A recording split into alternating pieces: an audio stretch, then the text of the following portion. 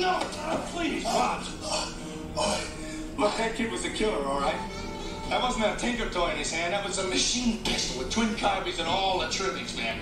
He would have drilled you, me, anybody that came along, all right? You had no choice. It didn't happen to you, Vince. It happened to me. It happened to me. Okay, I'd kill that kid. I'd kill that boy. Oh, yeah. Oh, you kill a lot of people. You kill a fucking lot of people. You don't kill a baby. You got ice in your veins. You don't kill a boy like Nick. You selfish bastard. You selfish bastard. You're just thinking about yourself, goddamn. What about me? Huh? We're partners. We're partners. What happens to you happens to me. After all the shit we've been through, don't you get it? Don't you get it? When you retire, you're not just retiring you, you're retiring us. You're retiring us. It's not my problem. Yes, it is. It's not my problem. You're the only family I got. I got 3 beautiful kids. I love them. They're yours. Trish does my laundry. I live in your icebox. I live in your life. What am I going to do? What am I supposed to do? I don't care. Yes, I don't care. Yes, you. I don't care. You. I don't care. You don't care. You do. I don't care. I don't care. I don't care. I don't care.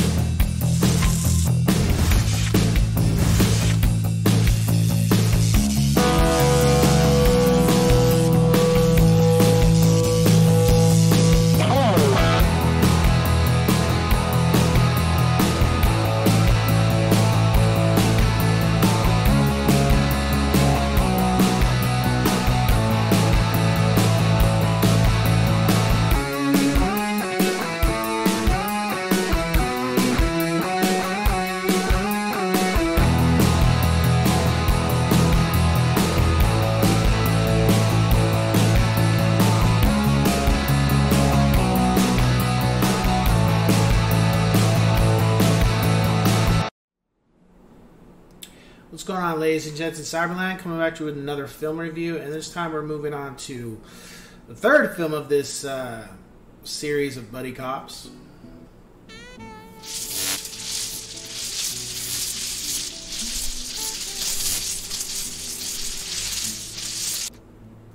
Lethal Weapon 3.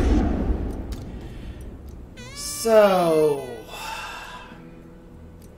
like I said, when I watched this, I think Lethal Weapon 3 was probably the last one I saw out of the bunch, because I saw 4, then I went 1, 2, 3.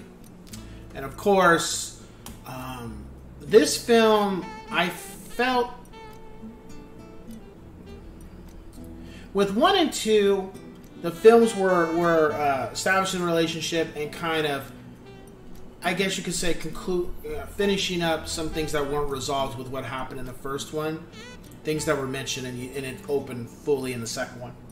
Third one, I felt they were trying to make a statement, which was a good statement, which had to do with LA gangs and you know, kids killing kids and kind of thing, and who's supplying them with the weapons, and just pretty much trying to stop that.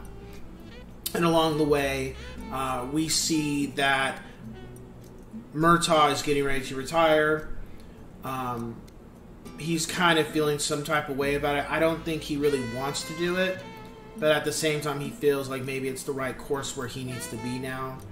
And Riggs hasn't really voiced his opinion too much, but he's kind of, I guess you could say, moving along with it, accepting it, but he just hasn't been vocal. On top of that, Joe Pesci's in here again, so he has his moments. It's great. And they're kind of just trying to kind of crack a case in regards to, you know, situation where these guns are ending up on the street and being utilized when they should be destroyed.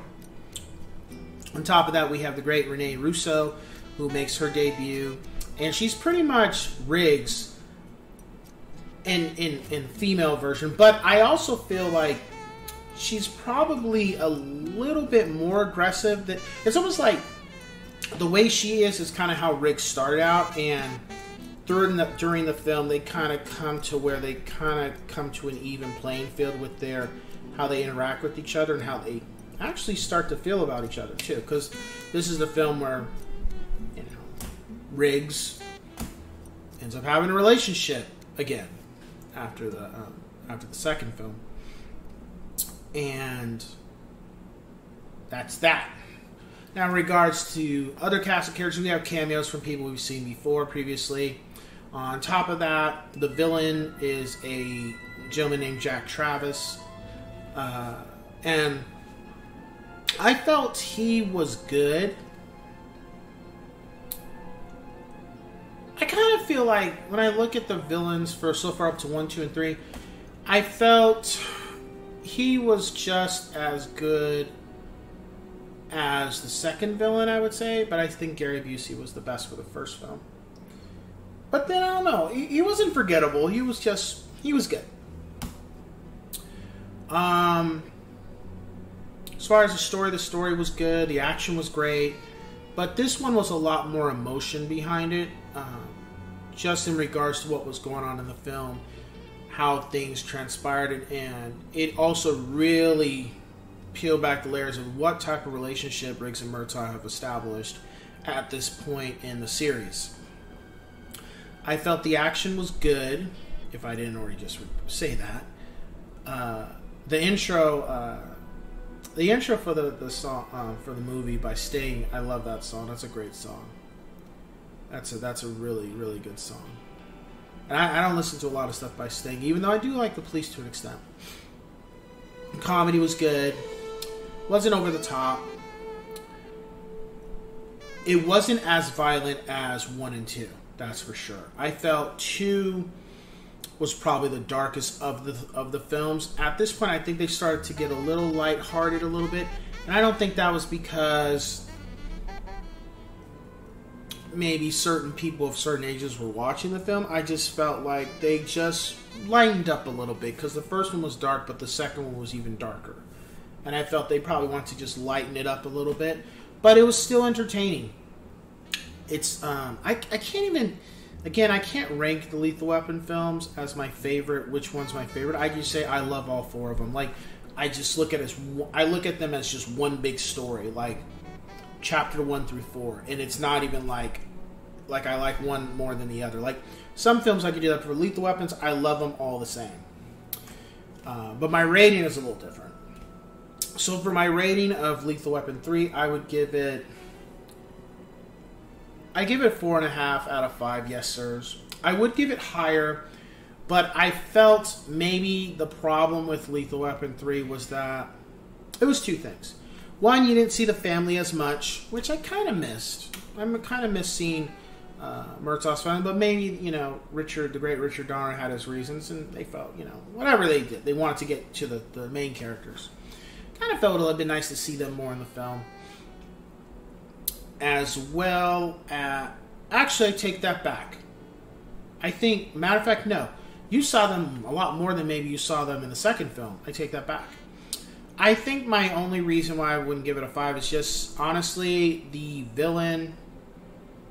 He just kind of... And it's not the actor. The actor's a great actor. I've seen him in a bunch of films. I forget his name at the moment. But... just kind of felt there. And I don't know if it was anything the actor could have done. I just felt like... I think he did a great job. I just felt like... Maybe if they had made the villain maybe darker, the story for that character... I don't know. I just didn't feel like... I just felt like 3 was on par with 1 and 2, but not as much as good as 1 and 2. I don't know if that makes sense. However... Love it. It's a great buddy cop film. I always felt Donner has really captured the essence of that with these films. And outside of Bad Boys, I haven't seen it. I can't recall where I've seen it where it's been anything but that. Now, if one of you guys might have something for me with that, please let me know. I'll gladly check it out. But when I think of this, the only other thing I think as a spiritual successor is Bad Boys. Because of everything that's transpired with 1, 2, and 3. So, with that being said, if you watched 1 and 2, watch 3. Because like I said, it's like a big... It's not like It's not like... It's hard to describe, but it just feel like a one big story just cut up in pieces. if that makes sense. So that being said, I will catch you guys on the next one. Take care.